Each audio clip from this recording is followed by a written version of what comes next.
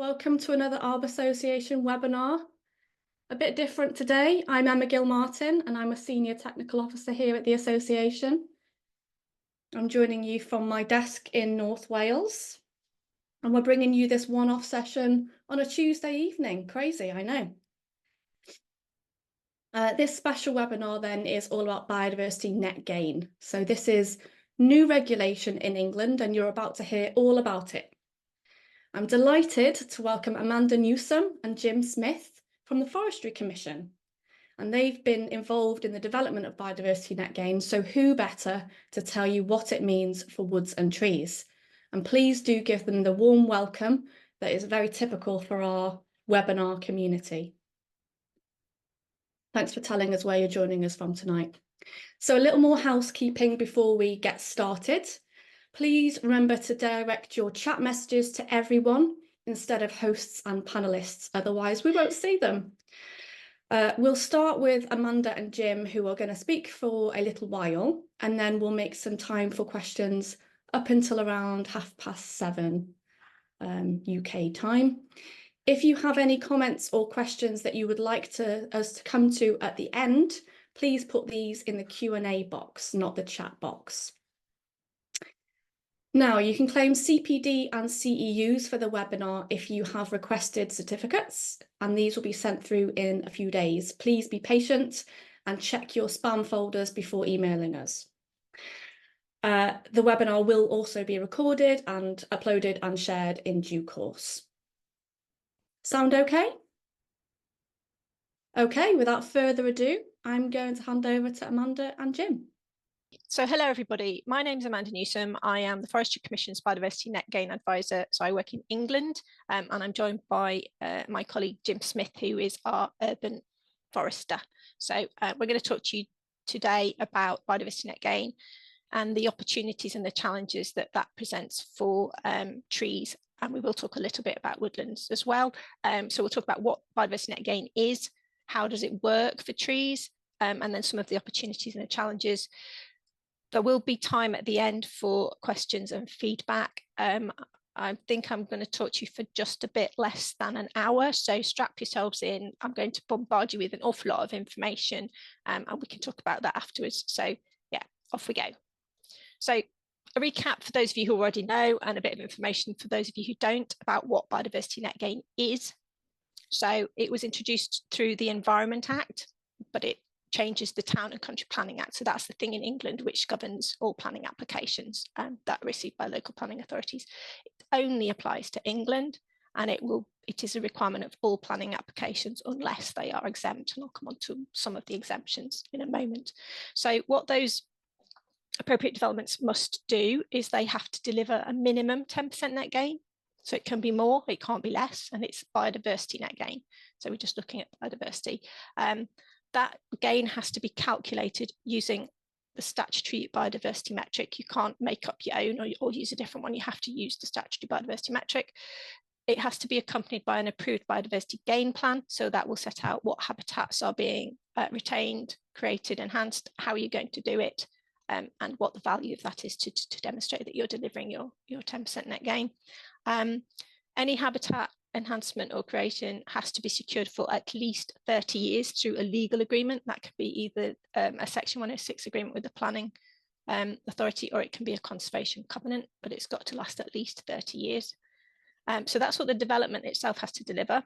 In addition, the Act also set up the requirement for a national register. So all offsite biodiversity gains have to be registered on this national register of net gain sites. And it also required the government to offer something called statutory biodiversity credits. They have to be available as a last resort. So what a developer would normally do if they can't deliver their own net gain would be to look on the existing biodiversity unit market. If they can't find those, they have to be able to purchase statutory biodiversity credits. The government has to make those available, and that's basically so that net gain doesn't cause development and planning applications to grind to a halt. Okay, so just going back to what what developments are exempt from the biodiversity net gain requirement. I've put a link here and we'll make sure that you get access to the slides after the session. You can find out all the detail around what exactly is exempt if you go to that link. But in summary, household applications are, so if you're putting an extension or a garage or something like that on your house, you do not have to deliver a biodiversity net gain. That would just completely swamp the planning system. If an application is self-build or custom build, they're exempt. And so is anything that is already permitted development. There's also a de minimis threshold. So if an application is affecting, if it's not affecting a priority habitat, and it's not affecting any more than 25 square meters of area habitat or 5 meters of linear habitat, then it's deemed to be below that de minimis threshold and it doesn't have to deliver a net gain.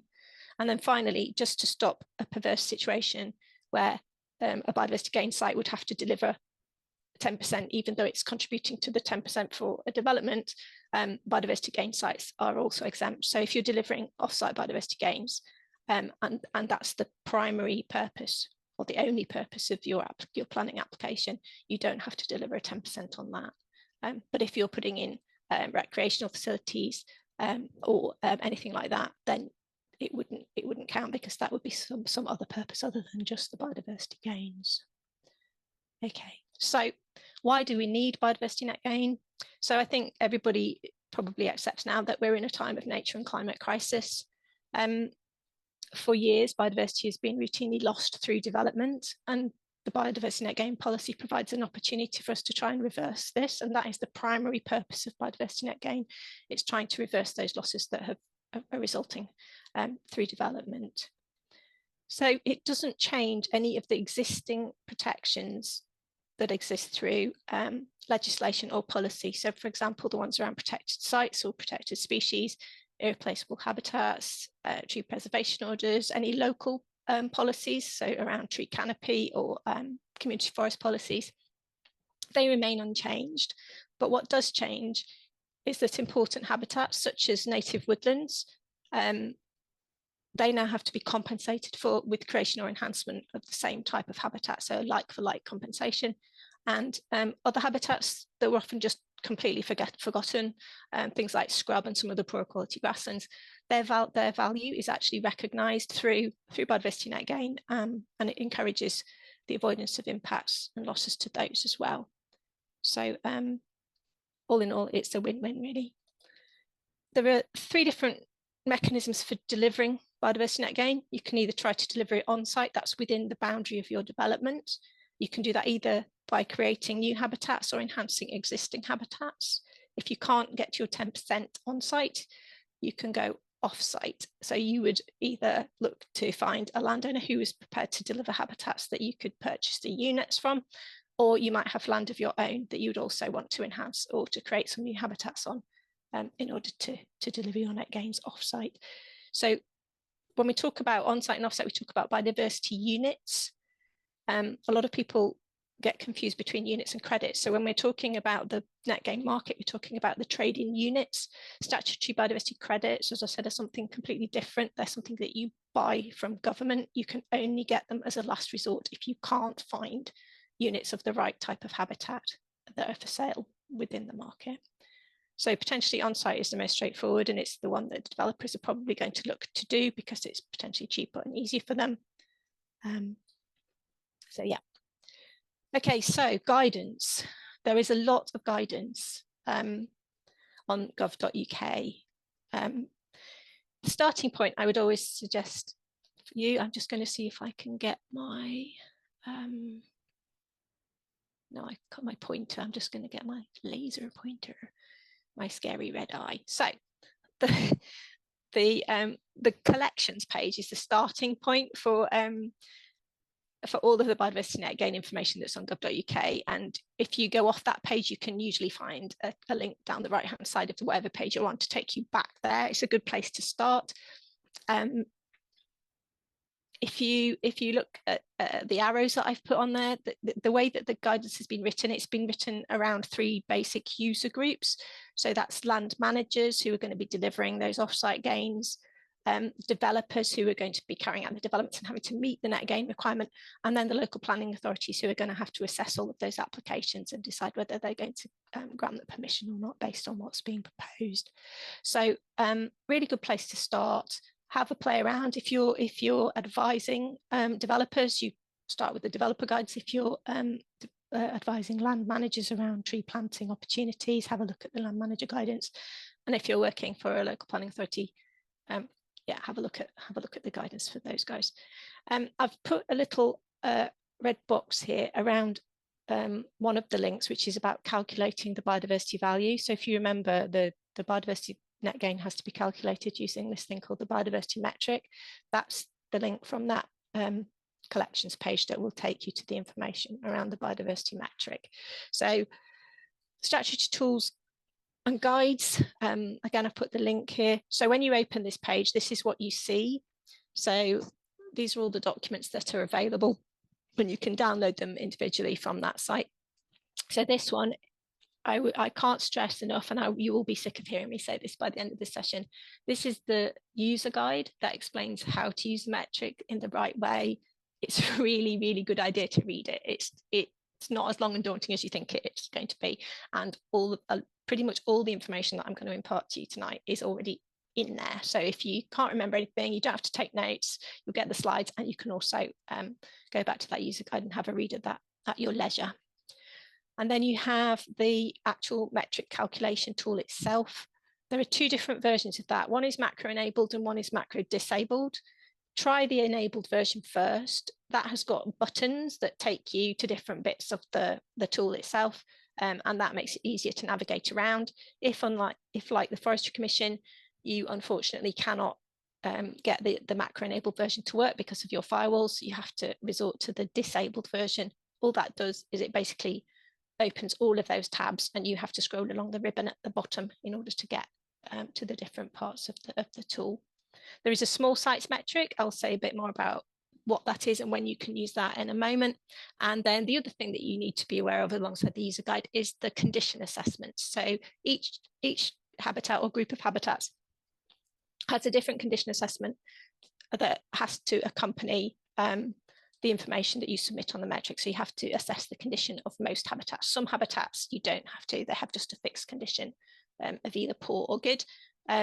But the others you have to actually carry out a condition assessment, and that becomes part of your metric calculation. So those two things, the user guide and the metric condition assessments, are the things you need to familiarize yourself with, and then you need to work out which of the metrics you're going to use.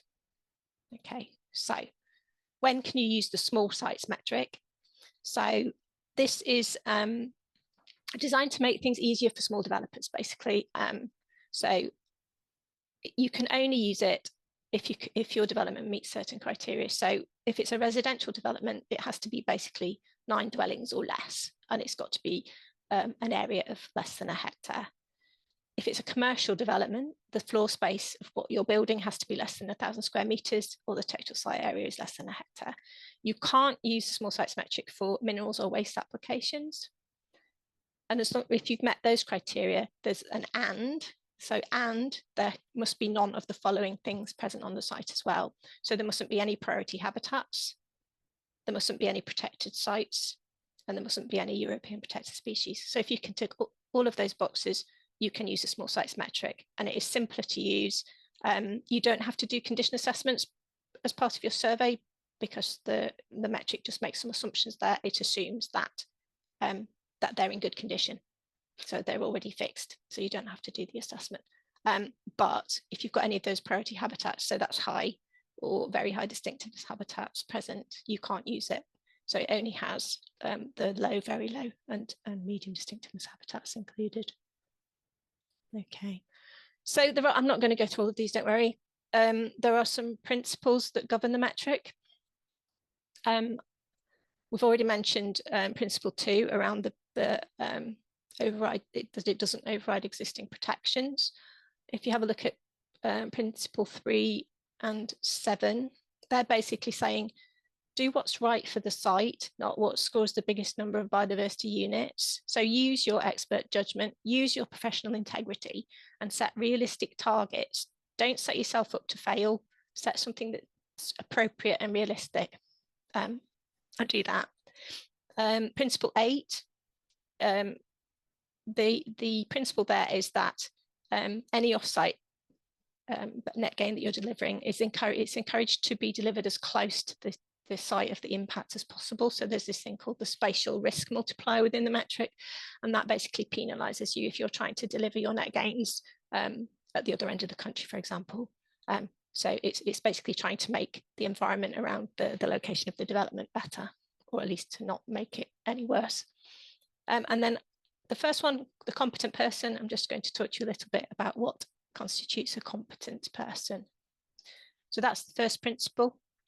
The metric should be completed by a competent person. So for a complex site that's got multiple habitats, the likelihood is that that would be an ecologist. But for trees and woodlands, the competent person may well be you. So I would ask yourself the question I put there in the box: can you identify and assess the condition of the habitats that are present on that site at the time of year that you're carrying out the survey? So you can probably identify trees in the middle of winter. Someone else might not be able to, but you might not be able to identify a grassland accurately in the middle of winter, whereas someone else can. So if you can answer yes to that, can you identify the habitats that are present on that site at the time of year you're doing the survey? Then you could well be the competent person. Okay, and then back to the rules. I just want to draw your attention first to rule 2. We will come back to the trading rules because they are really important. But rule 2 talks about the different biodiversity unit outputs. And it says that they can't be summed, traded or converted between the types, and that you have to deliver a 10% net gain in each type of unit. So when you open the metric, this is what it looks like. And when it's talking about those different units that can't be traded or summed, it's basically talking about the green ones are the area habitats, the brown ones are hedgerows and lines of trees, a linear measure, and then the blue ones are watercourses. So you cannot trade between area, hedgerow and watercourse units. So for example, if you had a baseline value of 10 biodiversity units for each one of those, and you had to deliver a net gain of 10%, you'd end up with 11 units of each. So you'd have to deliver 1 extra unit for each of those. You can't deliver 13 units of area habitat and stick with your 10 units of hedge and watercourse. So that's basically what that rule means. Actually, I'll just go back there in a moment and say, so this is where you record your baseline information. If you're lucky enough that your tabs work, you'll just be able to click on those buttons. If you're not, you have to scroll along the bottom. So A1 is the on-site baseline, A2 is the on-site habitat creation, and they're all set out along the bottom if you need to use it in that way. So you've got your on-site baseline, and then what's going to be on your site post-development. So you put all the information in for what it's going to look like after the development in terms of, are you creating new habitats or are you enhancing existing habitats? You can also retain habitats. You flag that in the on-site baseline if you're actually retaining habitats after the development's occurred. And the metric will work out whether that is enough to deliver your 10% in each of these units. If not, then you do exactly the same thing off-site. So you would take your off-site baseline for each of those unit types, and then you would input what you were proposing to create or enhance out of those habitats in order to achieve your additional gains offsite to get yourself up to your 10%. Error flags. So these are quite helpful actually. They're gonna tell you whether you've got something wrong. So the red ones are telling you that there's a problem, and the yellow ones are saying just have a look at this because it might be okay, but it might not. And when you submit something that's got those flags in it, the local authority are going to have a good look at them. They probably won't accept a metric that's got a red flag, and they will have a very close look at the ones that are yellow. So this is just an extract from a hypothetical metric that shows you what the flags can look like. They can appear on different sheets, but this is just giving you an indication of your final results. So you can see that the area habitats is green, so that's great. You've met your 10% gain. The hedgerow ones is red, that's bad. You've got a loss there, that's no good. And then the watercourse one is showing as amber because you haven't got a gain, but you haven't got a loss either. So in some situations that might be okay. But that would be down to looking at why that was the case. It may be that there aren't actually any watercourses on present and someone's just entered some data that they didn't need to. But the thing is, you could potentially have all three of these green. So you could say you've got a 10% gain in all of them, but you still might not have met the trading rules. So it's really important to check your flags. And if you've got a problem with the trading rules, there is a tab where you can go and look in detail at where that problem is arising. So it may be that you haven't met the trading rules. I think I'm going to come on to the trading rules soon. So there is more detail around those. But if you want to avoid, this is me being the stuck record again, if you want to avoid error flags, read the user guide. Okay, so we'll look more specifically now at biodiversity net gain and individual trees. So I will touch a little bit on woodlands, but the main focus will be on how it works with trees. So the trading rules, these are really important. So every habitat type is given a distinctiveness category, and they range from very high to very low. So I haven't put the very low ones on there. They're things like they call it developed land sealed surface is the one that springs to my mind. It just basically means concrete.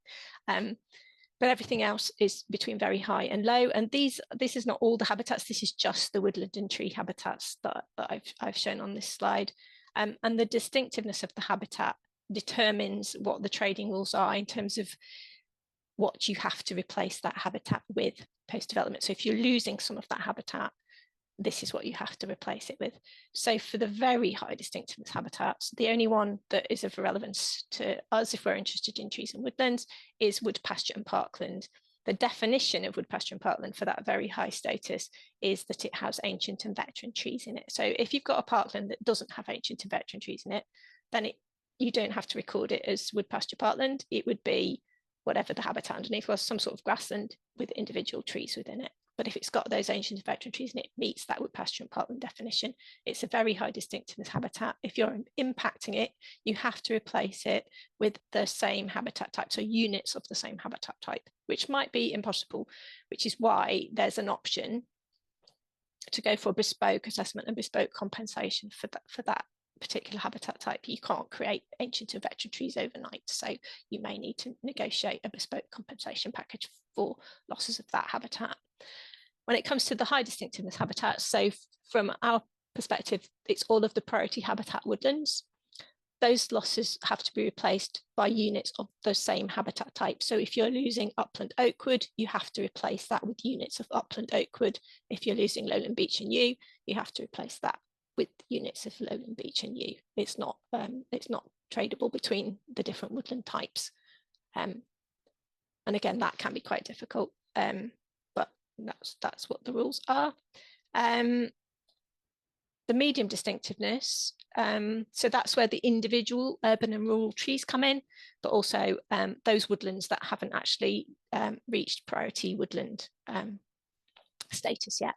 So the trading rules for medium distinctiveness habitats are that the losses have to be replaced with a habitat from the same broad habitat type. So within individual trees, there is only urban trees and rural trees. So if you're losing individual trees, you've got the choice. You replace them with more individual trees, or you can replace them with any habitat from a higher distinctiveness band. So you can either replace lost trees with more trees or with a high or very high distinctiveness habitat. And you're trading units. You're not trading like the number of trees. So if you lose 20 trees, you don't just replace 20 trees. You replace with the right number of units to make up for that loss. And because the metric has difficulty and time to reach the target condition multipliers in it, you end up having to deliver more than was lost, which is good. Well, I think it's good anyway. I hope you do too. And then finally, low distinctiveness habitats. The only one in the woodland category is other coniferous woodland. So that can basically be replaced with any habitat of of low or higher distinctiveness. There's no restrictions on that. Okay, so that's the trading rules. That's quite an important thing to remember. for when you are thinking about what might need to be created going forward if you're losing certain habitats. Okay, so as I said, individual trees are a separate broad habitat type now, so that includes rural trees and urban trees. In earlier versions of the metric, they were lumped together with urban habitats. So basically you could trade trees for green roofs or rain gardens or things like that, SUDs, so sustainable urban drainage. You can't do that now because they're all medium or low and they're in a different broad habitat type. So that's again another positive. You can trade your trees for trees or something that's a higher distinctiveness. And this is what it looks like when you put them in the metric. So the broad habitat type is individual trees, and then you can select either urban or rural depending on the setting of that tree. And then the distinctiveness is auto-populated. Once you choose the habitat type, the distinctiveness and the score for the distinctiveness is fixed. Okay, so individual urban trees. So you can have literally an individual urban tree, or you can have lines of urban trees, or you can have linear blocks or perimeter blocks. So they would all be recorded under the urban tree habitat type, and you would record each individual tree and assess its condition. So those are the options for urban trees. Rural trees is slightly different. So you might all recognize this. Well, some of you will recognize this no longer individual rural tree. This is just a picture that I took last night in an orchard near me. There are 2 individual trees in the middle of an orchard that would get recorded. So the orchard would be recorded as orchard habitat, but these 2 trees would be recorded as individual rural trees. Lines of trees in the rural environment are different to in the urban environment. So they are recorded as part of the hedgerows and lines of trees module of the metric. So this is a windbreak in an orchard, but you could have a line of trees where a hedgerow is being grubbed out and all that's been left is the standard trees. So they get recorded in the linear, if you remember the brown buttons, the linear module of the metric. So that's slightly different to how lines of urban trees are recorded. Okay, so recording individual urban trees in the BNG baseline calculation. I'm going to hand over to Jim for the next couple of slides, and he's just going to talk you through how you actually do that. So go for it, Jim. Thanks very much, Amanda. So the way this works in terms of individual trees, there's the tree helper, and it does all the sort of like the hard work really in terms of actually the calculations, and the calculations for this sits behind the tree helper as part of the behind the spreadsheet stuff. What you need to be able to do is to categorize the trees into small, medium, large, and very large, and it's got the measurements there. So it's going from 7.5 up to less than or equal to 30 centimeters, greater than 30 centimeters up to 60, and 60 up to less than or equal to 90, and then greater than 90. Earlier versions of the metric only had 3 category sizes, 3 sizes of category, but on consideration, we've decided to put a 4th one in, just to sort of even out some of the bandings. We have had some discussion and comments back from people about why have we done that. It was really to make it simple and easy to use. And one of the main premises when we were constructing this and getting it all together was that that it fitted in with people's already systems. For instance, the actual way that we calculate RPA, the radius. And I think Chris Ashworth has mentioned that in one of the comments about following British Standard 5837. We used the RPA calculations from 5837 because it was well understood by developers and local authorities, and it's already something that people were collecting as part of their tree surveys. So that's why we went with that. In future versions, Amanda, I think Amanda's mentioned that the metric will be reviewed over time when we get feedback from people. There's an intention at the 3 to 5 year period. So we're just going to see how these banding classes work and then look at that in the future. But for the time being, it was put in there just to make it easy and simple to use. And then what you do is you go to the tree helper and you put in, you've got the condition assessment categories there. So there's a column for poor, moderate and good, and then the small, medium and large. Sorry, small, medium, large and very large. And just enter the figures. You enter your sorry, I'm keep getting the chat appearing in front of the screen on me, so it's covering up the slide. So, so it's really simple to use, and it does, as I say, it does all the donkey work for you, and I think it's been tested, and we feel it's worth mentioning that in terms of individual trees, it is a blunt tool. We accept that. It's a proxy for we use the RPA as a proxy for biomass.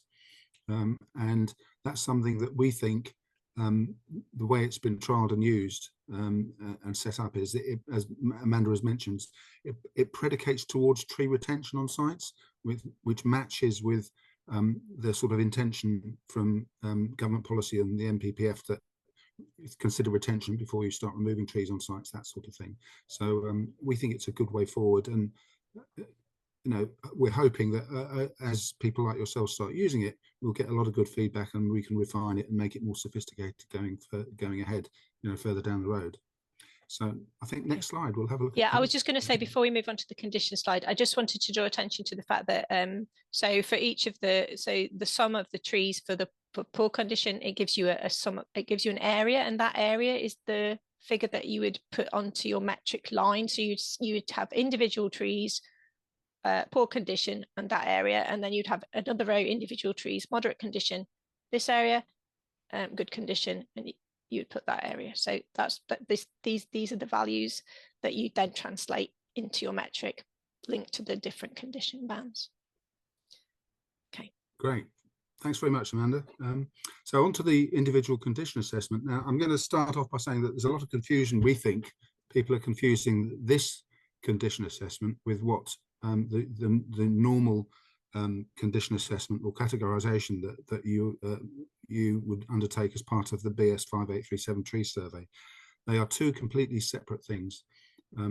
This individual condition assessment for BNG just looks at biodiversity, and that's the only thing it's considering. It's not a health assessment or an amenity assessment, except in the way that BS 5837's categorization works.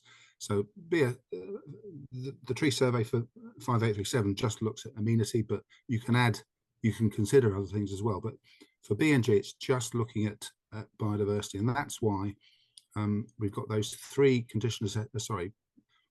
six condition assessment criteria. So is it native species, and it scores highly for that if it marks into that.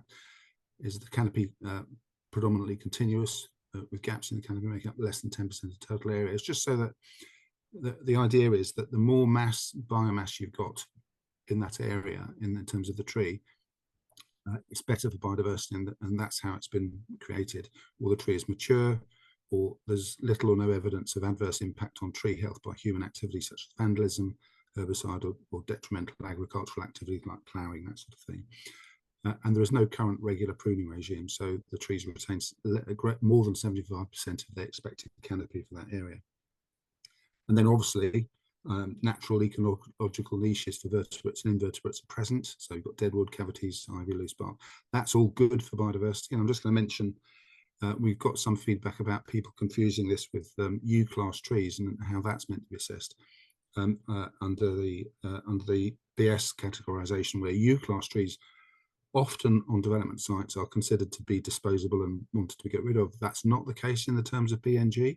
If you've got what you might normally call a U-class tree and you're assessing it for tree, doing this tree condition assessment, it would score more highly. You would give it that criteria. So don't consider that it's pejorative if it's got cavities, etc., or holes and things like that. That brings me nicely on to Amanda's already mentioned ancient and veteran trees. They are recorded, they should be recorded, but they're not part of the metrics calculations. I think Amanda's mentioned that there. So and what will probably, what should happen is as you fill out the form, if you've got ancient or veteran trees on the site, you will get to that red flag, and then you'll have to set in place some sort of bespoke compensation if you're considering moving them, obviously. But hopefully you wouldn't be. You'd be trying to retain them. That's the whole point of it. So you get your do your condition assessment from the point of view of biodiversity only, and then it gets you a good, moderate, or a poor score. But when we were trialing this, we felt that most trees on development sites, and I've got a bit of experience at looking at trees on development sites, fall into the moderate category. Obviously, you've got some really good ones, they'll go into the good category, but as we're saying, it will predicate, this system we think predicates towards retention of those good trees. So that's what it's all about, really, I suppose. And that's, I think I'm done, Amanda, if you want to continue. Thank you, Jim. That's brilliant. I was just going to say, if you're doing your standard BS 5837 surveys, and you are going to be asked to do the Biodiversity Net Gain assessment, or if you want to offer that as an additional service, then it would be a good idea if you, I don't know what forms you use to record that, but if you added these 6 criteria onto your forms, and so you can do it at the same time. You don't need to do a separate survey, do it at the same time as you're doing your other tree survey. So you just collect a few extra bits of information that enables you to then do this assessment. Okay, so that's the condition assessment. So you to work out your baseline, you need to know the area of what the habitat is. Is it an urban or a rural tree? Is it something else? What's the area? And then what's the condition? And that enables you to calculate your baseline. So that's what you need to do for individual trees. There are other situations where you have to record trees in your baseline, apart from those ones I showed you in the images of the groups, lines and individual urban trees, and then the individual rural trees. So there are other circumstances where you also have to record trees in the baseline. So if there are trees within private gardens that are medium, large, or very large, so that's over the 30 centimetres dBH, you have to record all of those, regardless of whether they're going to be removed or retained post-development. If they're there and they're in a private garden, you record them. Normally, you don't record any habitats within a private garden, but because we feel that trees are really important, they have to be recorded, even if they're already in a private garden at the start, prior to the development. And then it's slightly different for trees within hedgerows and lines of trees, or hedgerows within orchards and wood pasture and parkland. With those, you record any of those, medium, large, or very large trees. So that's the greater than 30 centimetres at dBH. Any of those that are going to be removed as a result of the development, they are recorded in the baseline. So the logic behind that is, if you've got existing trees in those habitats, you could potentially lose them and the habitat would still be there and there would be no detriment in terms of the biodiversity value. That doesn't feel right. So those trees that are big trees that are being taken out, their value is recognised in the baseline. And then because of the trading rules, if you're taking them out, you either have to replace them with some more trees or with those higher distinctiveness habitats. So again, that's another really positive change that we've managed to negotiate in terms of how trees are recorded in the baseline. We talked about not overriding existing policies and protections. So irreplaceable habitats is an existing policy, and that covers ancient and veteran trees and also ancient woodlands, including paused sites. So that's plantations on ancient woodland sites. So this, in the red box, is the current National Planning Policy Framework policy that protects irreplaceable habitats and sets the framework for what should happen for irreplaceable habitats, including those ancient and veteran trees. So it's basically saying that any developments that results in loss or deterioration of those irreplaceable habitats, it should actually be refused unless there is a wholly exceptional reason that can be demonstrated. So that's the first thing. If someone's taking out ancient veteran trees, can they demonstrate a wholly exceptional reason why that should be happening?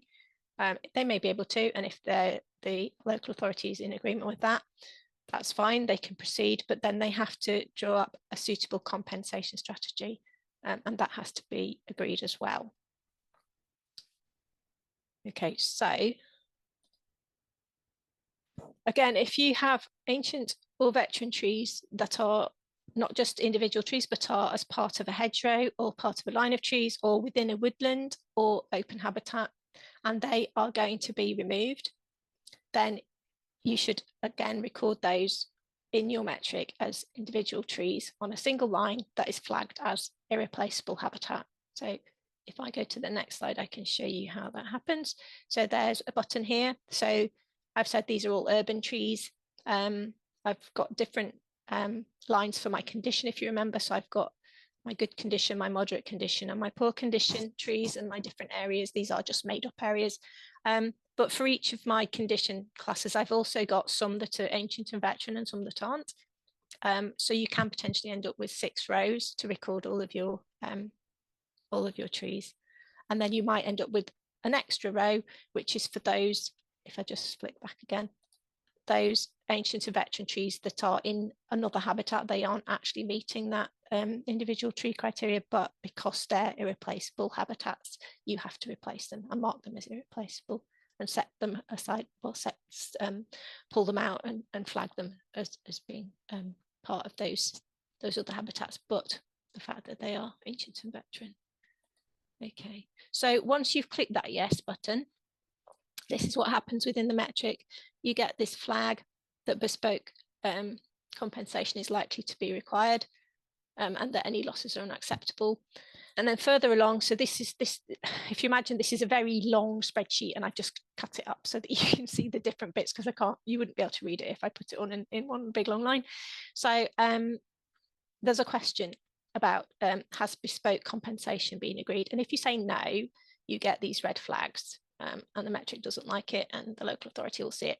If you have agreed a bespoke compensation strategy for your irreplaceable habitats and the loss or deterioration of those, then you can click yes here, and your red flags miraculously become green and everybody's happy. But that's as long as you genuinely have got an agreed compensation strategy. Okay, so this is something that I really like about Biodiversity Net Gain. There is protection against preemptive felling of trees and woodlands. It works in 2 different ways. So there is actually, within the Biodiversity Net Gain legislation, there is a presumption against unauthorised degradation of any habitat. So if someone has gone in and deliberately degraded a habitat, or they've done it and it's not been authorised since the 30th of January 2020, then the pre-degradation habitat has to be taken into account and has to be used as the baseline. So that's absolutely brilliant. The felled woodland category. So this is just for woodland. There isn't a sort of like a lost any other habitat, but for woodland there is actually a felled woodland habitat type. So when you go into so instead of individual trees, you go into woodland and forest, and you select the habitat type, which is felled. And once you do that, the distinctiveness is automatically set at high. So it's assuming it was a priority habitat woodland, and you don't get any choice about the condition. The condition is set at good, whether it was or not. So it gets a really, really high score per unit, per hectare.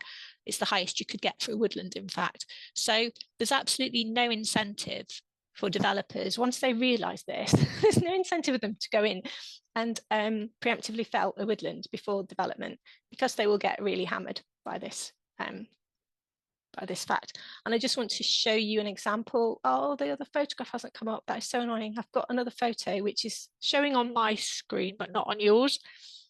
Basically this whole area here was completely cleared of trees in October of last year, which is after the 30th of January 2020. So they've kind of wasted their time, because what will happen is that the pre-degradation habitat type will count as the baseline. And unless they've got really good evidence to justify what the size and condition of those trees were, in the absence of that evidence, the assumption will be that the condition and the size of those trees was the biggest it possibly could be. So they've really shot themselves in the foot. I weirdly wish I could show you that.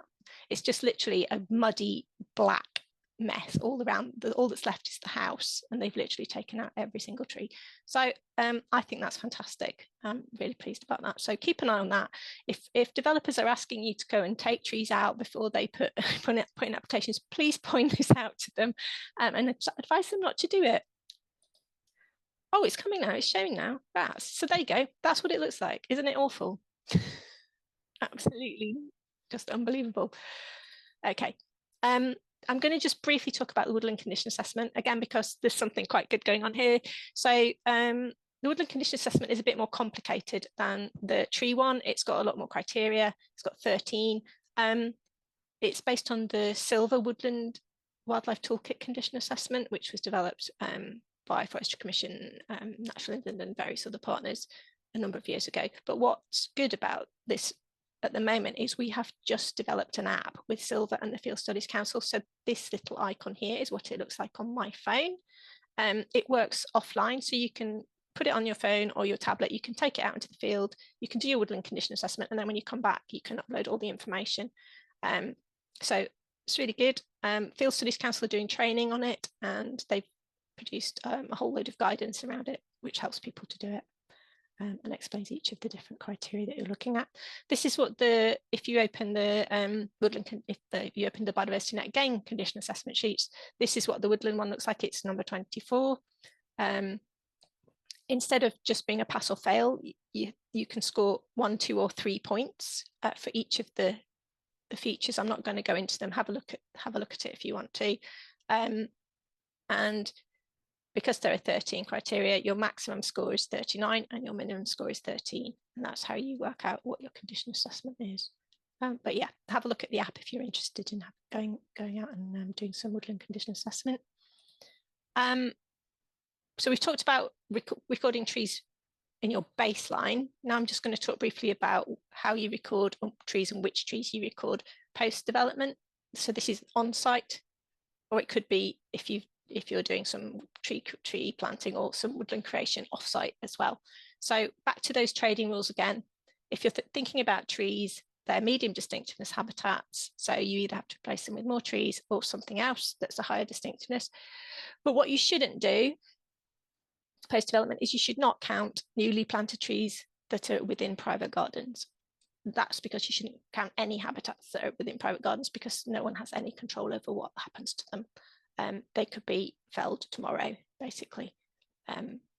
You shouldn't count trees that are planted as part of hedgerow creation or enhancement, because the hedgerow type and therefore the hedgerow distinctiveness recognises whether that hedgerow has trees in it or not. So you'd be double counting them. You shouldn't adjust the area generated by the tree helper. So you might have actual area data, but you should still use the data that's generated based on the number of and size class of the trees. What you should not do as well is to record the natural size increases that are going to occur over that 30-year period of the agreement. So those retained or newly planted trees, the assumption should be that newly planted ones, unless you're planting very big trees, I think Jim calls them heavy standards, unless you're planting those, then your newly planted trees should all be recorded as small, whether they're not quite making the 7.5 diameter at breast height, or whether they're still under that 30, they should all be going in as small. And then another thing that some people have been trying to justify is that they've been counting the age of nursery stock at the time when it's been planted, and there's something in the metric where you can put in the number of years that a habitat was created in advance. So for example, if you had a mineral site and you wanted to put in a screen around it before you started actually developing and taking out the minerals, you might plant that screen 3 years before you actually started taking out the minerals. You could count that as habitat created 3 years in advance. But if you're planting a tree that's 5 years old, you can't say, I created this tree 5 years in advance. You didn't plant it in the place where it's going to end up 5 years in advance. But if you do some preparatory planting before the development, then you can count the number of years ahead of the actual development that you did that planting. I think I've already said about post-development size classes. So I'm going to move on a bit to opportunities for trees and woodlands. How we do for time, I'll speed up a little bit. So we have a vision in the Forestry Commission, EPIC, which I find quite helpful because I can remember what it all stands for. So expand is new trees and woodlands. So trees outside of woodlands and new woodlands. Protect is all the stuff I've been talking about in terms of the incentive to avoid losses, so the irreplaceable habitats, the metric trading rules, and the degradation date. And then improve, we haven't talked about very much. So that's management of existing woodlands, so restoring or managing them to improve their condition, but also improving the condition of existing trees. And then connect, I haven't mentioned that either. So There's something called local nature recovery strategies that are being prepared across England. There are different responsible authorities, so usually at sort of county level, they're creating local nature recovery strategies. And if what you're proposing to deliver for your biodiversity net gain actually delivers whatever the priorities are in those local nature recovery strategies, then you can actually get a 15% uplift in terms of the biodiversity value of what you're delivering through your net gain. So you generate more units if you're doing it in what is perceived to be the right place to help deliver those local nature recovery strategies. In terms of expanding individual trees, obviously rural trees, you can have infield trees alongside habitat creation, but also agroforestry is something that seems to be gaining a lot of interest at the moment. So again, you could count your agroforestry as individual trees.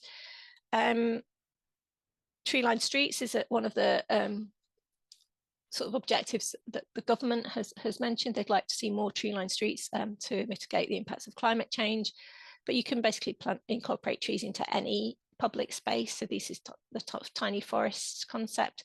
But yeah, any tree that you plant basically counts in addition to the habitat underneath it. So it really is a no-brainer to plant more trees within developments. And I know Jim would have lots to say around the fact that you can plant trees in developments. You can retain trees and have developments. You can plant them alongside roads and utilities and quite close to buildings, as long as you design the foundations right. And yeah, it's all about right tree, right place, and making sure the tree has enough space for its roots and its above ground growth. So yeah, we need you guys to be the ambassadors for all of that. And just on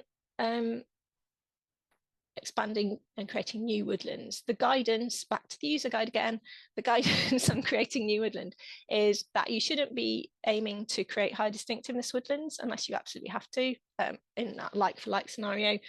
What you should be going for is these other woodland categories. You actually get a much better result through the metric if you go for other broadleaf woodland or other mixed woodland than if you do trying to create those high distinctiveness woodlands, because you literally cannot do it in 30 years.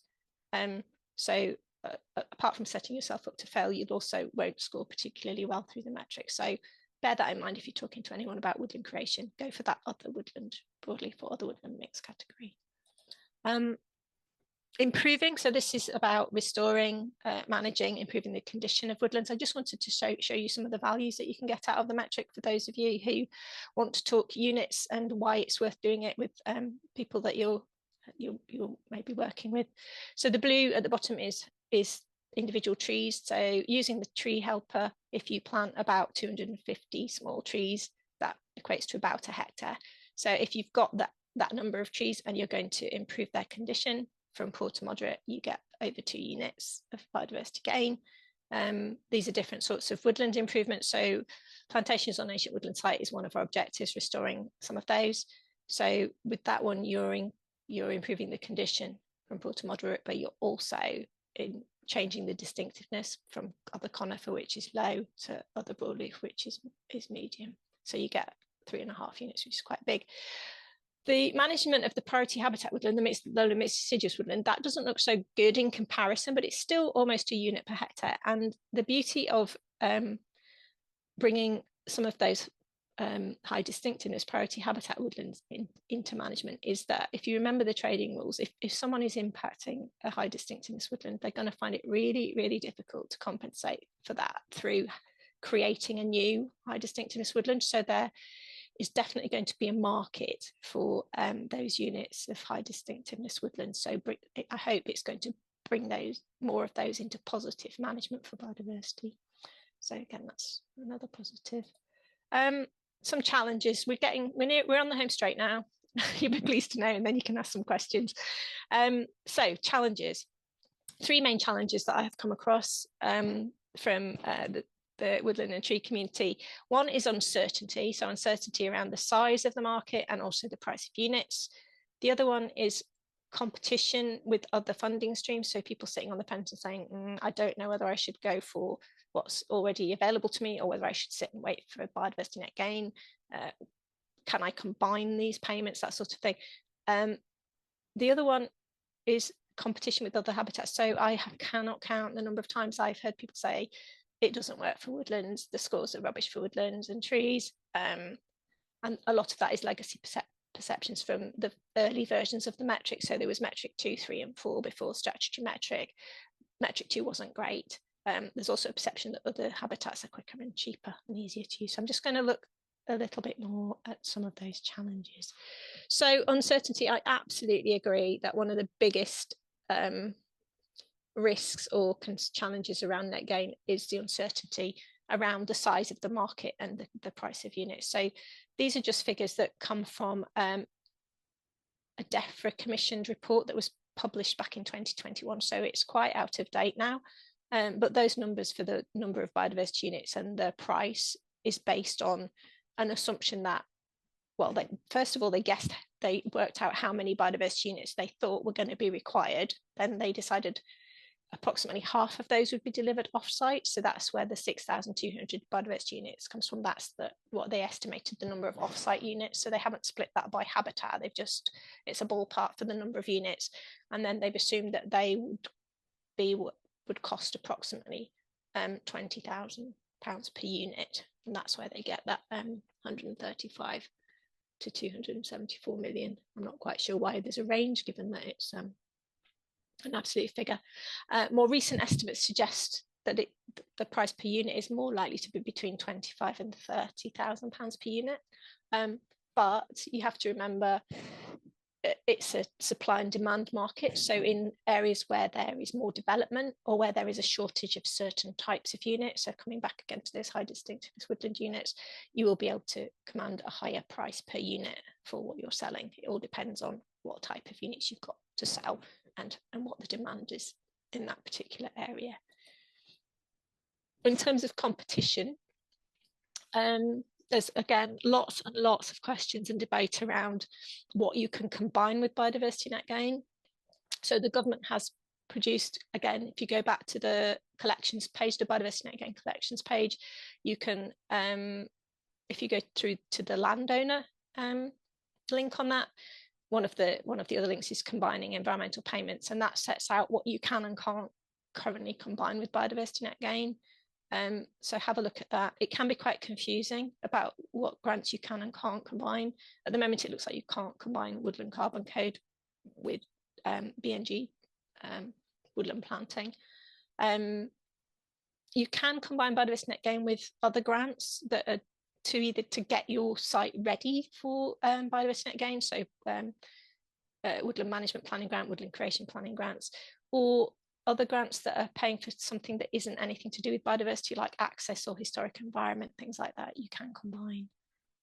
So yeah, the basic presumption, if you want to try and combine biodiversity net gain with some other payment, is that you have to be able to deliver further habitat enhancements for that biodiversity net gain that aren't already being paid for or expected by the other thing that you're combining it with. That's sort of the basic broad rule.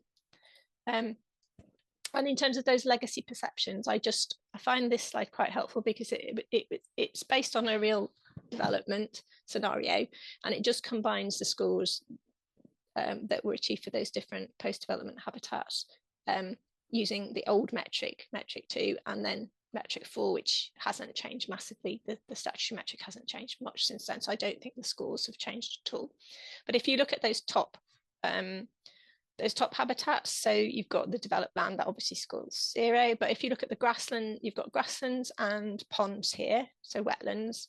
The grasslands have gone up a little bit in terms of the values that they score. The wetlands have actually gone down, and that's because they dropped a distinctiveness category. I think non-priority ponds went down to medium, and ornamental ponds went down to low. So they've actually gone down in terms of their value. But if you look at woodlands, so we've got a high distinctiveness woodland here, and we've got the other broadleaf woodland out in the trees, the actual scores for them have gone up massively. So that's down to a lot of hard work on our part, trying to make sure that the metric does actually reflect the value of those habitats. It's still not perfect. We know it's still not perfect. And as Jim said, there will be a review in 3 to 5 years. So we will be collecting evidence around how woodlands and trees are faring compared to other habitats, so that we can maybe justify some further tweaks that help with the scores at the next round of reviews. Okay, so last slide, quick summary of key messages. Just remember, Biodiversity Net Gain does not replace or override existing legislation and policy. Remember, the tree condition assessment for Biodiversity Net Gain is not the same as the BS 58371. It's looking at biodiversity, not health and immunity. You have to use the tree helper to calculate the area equivalence. Whatever you're proposing post-development should be realistic and achievable. The metric does not replace expert judgment and professional integrity. Please do what's right for the site, not what scores the most units. And just for one last time, please read the user guide. Okay, so I'm done. So let's have some feedback from you guys, and then we'll have some questions. So Emma, do you want to lead on that? Shall I stop sharing? And then we can take some feedback around what I'd really like. Let me stop sharing, and then we can. How do I stop sharing? Stop sharing. There we go. Let's stop sharing. Okay. Thank you, Amanda. Sorry for that. I should first apologise for bombarding you all with information. Yeah, and I hope it was useful. But it would be great if we could get some feedback from you guys about what's useful, what you still need to know, and how you'd like to receive it. So fire away, Emma. And thanks, Jim, too. We considered setting up some polls within the webinar to try and capture your feedback about what else is needed in terms of guidance and training and so on. But we realise we've got such an international audience often that what we're going to do is ask you to drop as much feedback as you can in the chat, and we will capture all of it and reflect it back into what we do next. So were there a couple of questions we wanted to pose in the chat, Amanda?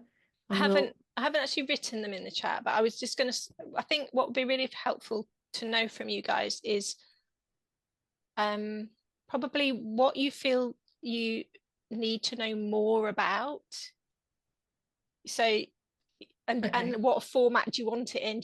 Would you find it most helpful as guidance or training? So yeah, so you've had a download.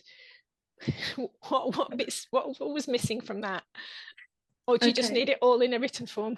So while everyone's dropping that feedback into the chat, and we will do stuff with it, we promise, and we'll circulate it afterwards as well.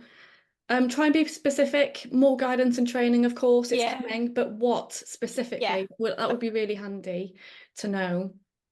And all of our attendees have been quite punishing in the sheer volume of questions that has come through as you've been talking. And I've got a couple of them, which I guess we could pose while we're dropping stuff in the chat. Should we do that? There may well be some repetition. You've covered such a lot of ground, so it might be worth just re-emphasising some of the things you've covered as well. So I'm going to start with an anonymous one, which is about, can you expand on the point about how not to input trees into the creation calculation? Are you saying that all trees need to go in as small, whatever size the stock goes in as? No, so if you are actually planting a tree that has a DBH that's greater than 30 centimetres, then you put it in as a medium tree. I don't think anyone's going to plant a tree that's bigger than 60 dBH unless they're very strange people and they've got an awful lot of money. So they're either going to be small or medium. So small is 7.5 to 30, but obviously when you plant a tree, it might be less than 7.5, but you would still, as you plant it, count it as a small tree. Anything between very, very small and 30 is a small tree. Anything over 30, if you've got that sort of money and you're inclined to plant those huge trees, they would be medium. But so yeah. I think there was some confusion as well as to whether you need to calculate the expected size after 30 years. No, so you absolutely don't. So that's one of the things that I said in the slide. You don't count expected growth in your predictions for the 30-year period. You can set a condition, so you can say, I think I'm going to manage to get this tree to moderate condition. I don't think in 30 years you would get it to good condition. You might just about, but I think you would struggle because it's got the requirement around things like the deadwood and the cavities and things. And we really do not want people to go damaging trees to try and tick that box. So that's something I didn't say, which is really, really important. Please don't try and deliberately veteranize trees. That is absolutely not what we want people to do. there, like you say, there's such a lot of guidance already there that we have got a lot of reading to do collectively, because many of the answers are already written. So I would definitely direct everyone towards that suite of guidance that already exists. Okay, so let's have another one. Julian Morris asks, and I will qualify this afterwards, why not give the option to use actual DBH for individual trees? There was a similar question about why we aren't considering tree species. And so I think what the overarching question is around the balance of simplicity and complexity in the design of the metric. Do you want to take it? So I can answer the one about size, and I'll let Jim answer the one about species, if that's okay. So the size, if you imagine how a local authority is going to check something where you're putting actual values for trees into the metric, you could put anything and they would just have to believe you.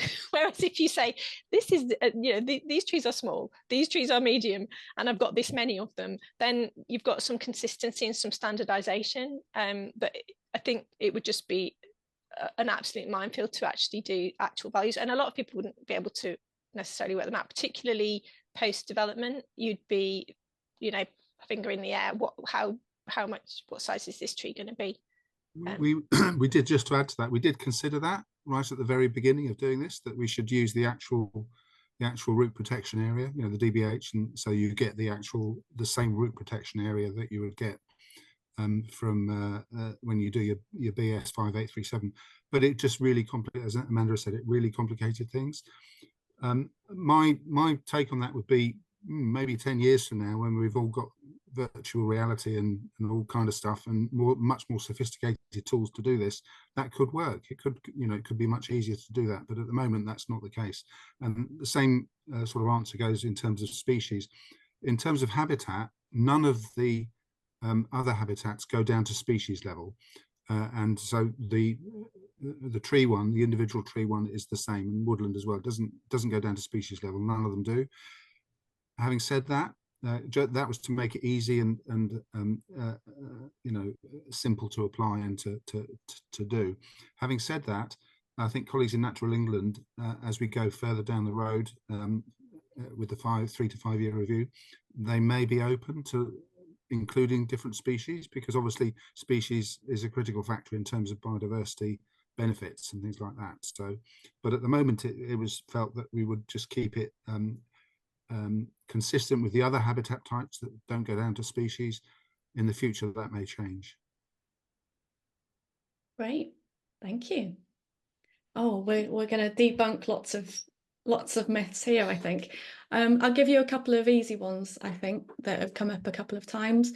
One is around 1.5 or 1.3. I'm sure you've already said it, but let's hear it again. 1.5 or 1.3? Yeah, the height. That's the height, isn't it? It's interesting. I'm going to be diplomatic here, and my understanding is that arboriculturists do 1.5 and foresters do 1.3, or it's the other way around. I really can't remember, but it was plumb. We decided to go for a particular size, and that was the one that we took. And consistency. Okay, I've asked the question. We'll step away and we'll move on. Recording dead trees. What do we? Did you mention what we do about dead trees? This is a difficult one. At the base, if you've got a dead tree in the baseline, you should really record it. But yeah, I don't think it's a good idea to count them post development, because they should. Yeah, if it's dead, you've done something wrong, I would say. So yes, yeah, record them, but please don't create dead trees. It's a bit like trying to create veterans. Please, don't do it on purpose. Okay. Yeah, we like them for biodiversity, but yeah, okay. Calm down, everyone. John asks, to what extent would you agree that biodiversity has a greater cash than amenity these days, which may, in his view, not work in favour of trees, because we can replace trees elsewhere for biodiversity, but that doesn't replace amenity value where a tree previously was. I think that's what John's asking. Jim, I'll start. Okay, go, you go. I would argue that when the local authority is making an assessment of a development application, if it's got good trees on the site, it should be TPOing them. It should be, you know, or if it's in a conservation area, they'll be protected and those sorts of things. Obviously, they have to balance that with permit, because there is a presumption towards development, isn't there, sort of thing. So, but it's a question of BNG sitting, as Amanda said, it sits alongside the other legislative protections, and it's for the local planning authority to decide whether or not it uses those powers open to it to do that very thing. And that boils down to local planned policies, you know, and in the future with the reform of the NPPF, there'll be things, not just local plans, they're national model development plans, I think they're called. So things will change over the coming years, but it's about really about the local planning authority using all the powers that are available to it to protect those trees on their site or get you know, equivalent replacements. And BNG is one more brick in the wall to assisting with that. It's not, it's no, chip in, Amanda, it's not competing with those other things. It's an additional factor. Lovely. Thank you. Are there any questions that either of you have seen that you would like to take? I was just going to come back. I've just spotted something in the chat about dead wood.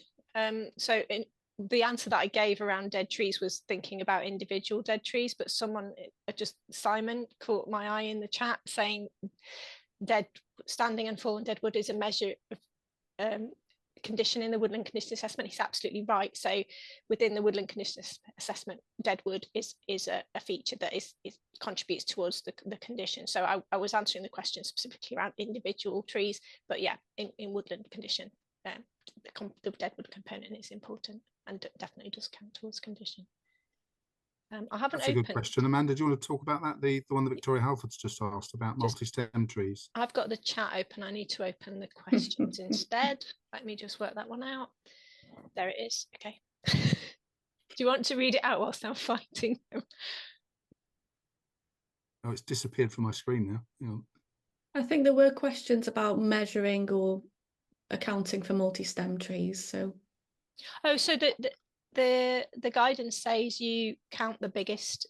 If you've got like a copy store, you count the biggest one. Okay. Easy. This is just a piece of cake, isn't it? Okay, we can carry on with the Q&A then, if you like.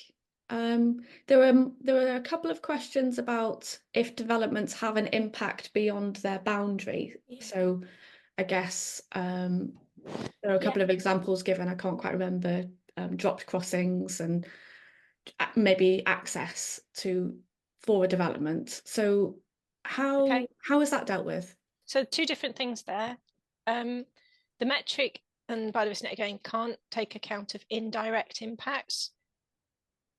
So if something is happening adjacent to a site, and it might have an impact in terms of water quality or air quality or something like that, or if you've got housing adjacent to a woodland and you're getting loads of recreational impacts, because the net gain only considers what's within the red line boundary, it won't assess and can't assess the indirect impacts. That's the role of the planning process to consider those. When you talk about access, when you draw the red line boundary for a development, anything where that development is going to take place has to be within that red line boundary, and that includes the access route. So you will often see a blob of red with a little line going to it, which is the access from the nearest main road. So that is taken into account in terms of the red line boundary and what's considered for biodiversity net gain. Good. Can I throw something that you maybe can't answer? I don't know. Yeah. Oh, where to go next? There are a couple of questions about skills. I'll just paraphrase from one. What does the ARB sector need to do in terms of upskilling? Noting that ecology seems to be upskilling around trees and woods with the introduction of BNG. What do you think? I think pretty much what was in the sort of like the summary slide. I think yeah, just familiarize yourself with what's in the guidance around what you need to record, how you record it. Have a go at next time you're out doing one of your standard tree surveys, have a go at doing a woodland a tree condition assessment at the same time. What else? I think I would really value, you know, you're the tree professional body. I really would value you making, you know, try, I'm sure you try already, but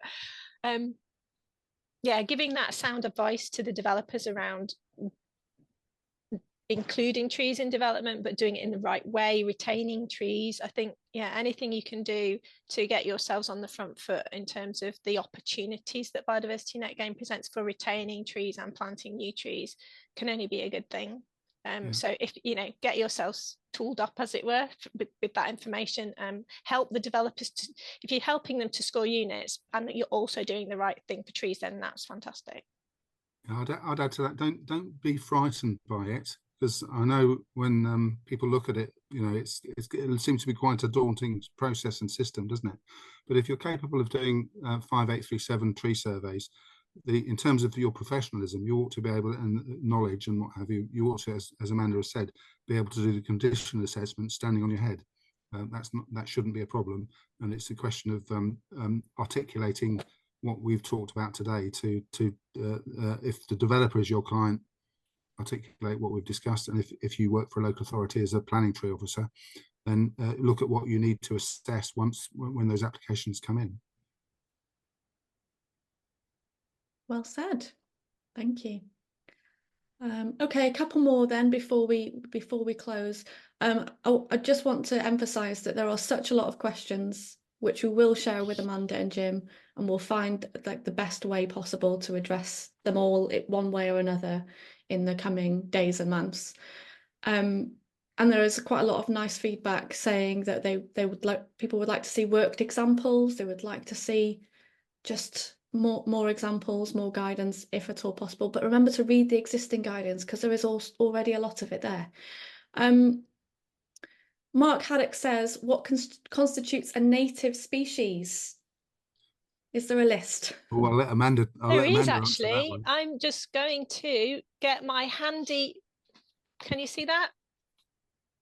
My Woodland Wildlife Condition Assessment survey pack, and there is a list in here and on the app. There's a list of what is native and what is not native, because when you're putting in your assessment, you get a list and you click on what the species are. So have a look at that, and it will give you the list of what is considered native and honorary native. I'm just going to check what. Keep talking and I'll see if I can. And can you remind us what the name of the app is and how we find it? Because a few people missed. Yeah, let me just. So if you type Woodland Wildlife Toolkit into your browser, it will come up with the Silver Woodland Wildlife Toolkit. If you click on that, there's a bar on the top which is assess your woodland, and you go to that and it takes you to the page where you can install the app. Someone can drop the link into the chat for us. Oh, thank you, Ian. Thanks, Ian. There we go. Everyone's got it now. Okay. Right. Well, I'm running out of steam in terms of finding a question that's relevant to as many people as possible. Some are very, very specific, and I'm going to skip over them.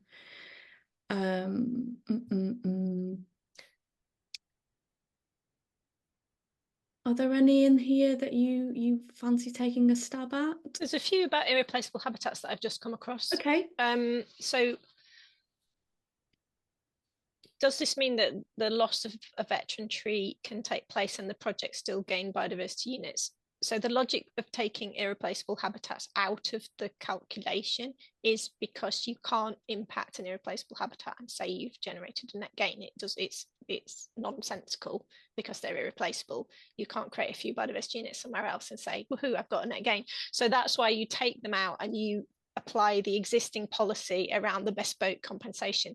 So the impact on the irreplaceable habitat is dealt with out with the biodiversity net gain calculation. So that should be suitable and appropriate for the impacts on the irreplaceable habitats. And then you consider the rest of the site and you make sure that that delivers the biodiversity net gain. Cool. And I'll follow up on that then, asking, is there any guidance about how you arrive at a bespoke mitigation? No, that's outside of, well, that's outside of biodiversity net gain. So that goes back to the existing policy, and that's within the gift of the local planning authority and the developer to negotiate that, potentially with some input from Natural England, maybe, if they get involved in the application. So there is going to be a consultation on irreplaceable habitats, in theory, in autumn, linked to the biodiversity net gain requirement, and that may propose some additional habitats get added to the list, but it may also generate some guidance around things like what might appropriate compensation look like. Great.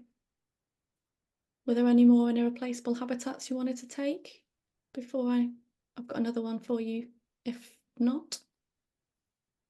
There's an interesting one that about non-natives, so I wonder if Jim wants to pick up. It comes back to the point Jim was making about species. So it's Michael Sankus who's saying that he's a local authority tree officer and he's already finding that all planting schemes are devoid of non-native trees. So that's interesting, isn't it? Because it's only one of the criteria for the tree assessment. So that will be something that we might want to look at in terms of future reviews of the metric, whether that has a disproportionate impact on what's getting planted, given the issues we have around climate change and tree suitability to, you know, conditions that we're likely to get in the future. Good. Oh, okay. There were a couple of queries about your remark about veteranization that popped up in the chat. So maybe you could take that. Yeah. I'll comment on that, and Amanda, chip in if you feel you want to. We did discuss that because it's about enhancement of habitat, you know, enhancing, and what we didn't want to encourage, as Amanda mentioned in the presentation, we don't want to encourage people to start doing coronet cuts on good quality veteran trees to try and think that they're going to make them an ancient tree. That's just not going to fly. So we decided to completely exclude it as a possibility for those trees. So Amanda, anything to add to that? So no, I just think it always comes back to sort of like professional integrity and your expertise. Just do the right thing. Don't chase the units. I think that principle you introduced about applying existing professional standards is a really important one to repeat, isn't it? Because this isn't a thing we do on its own, the BNG calculations. So, and somebody did ask a question about a British standard. So there's a British standard that you worked to already, but I did on one of the slides put up there is a British standard around biodiversity net gain best practice, and it is on a link in one of the slides. So great. We'll dig that out and figure out tomorrow how we can circulate the slides as well as the chat. Yeah. Because people have been asking for the chat as well. So we will do our very, very best. Okay, let's go for one more and then we'll close. What do we do in terms of buying units as a landowner or registering land? Okay. If you own land. So if you want to buy units, you basically have to you have a chat to your local planning authority, have a chat to your neighbours. You can look on the register, but as far as I understand, the national register, but as far as I understand, there aren't many sites that are registered yet. So as time goes on, hopefully more sites will be registered. So it won't just be sites that have already, if you like, sold their units. There will be sites that have got multiple units and they've only sold a few of them, or there'll be people can actually register sites that they haven't sold any units on. So that is one possible place to look for it, but it's not set up as a sort of like sales shop. But I think a lot of local authorities that are on the front foot and a bit more savvy, they have a list of sites that they know are available in their local area that they actually actively want to encourage to be delivered. What was the second part of the question? How do you how do you enter that marketplace? So if you want to sell units, talk to your local authority and say, you know, the first thing I would say always is get a baseline before you do anything.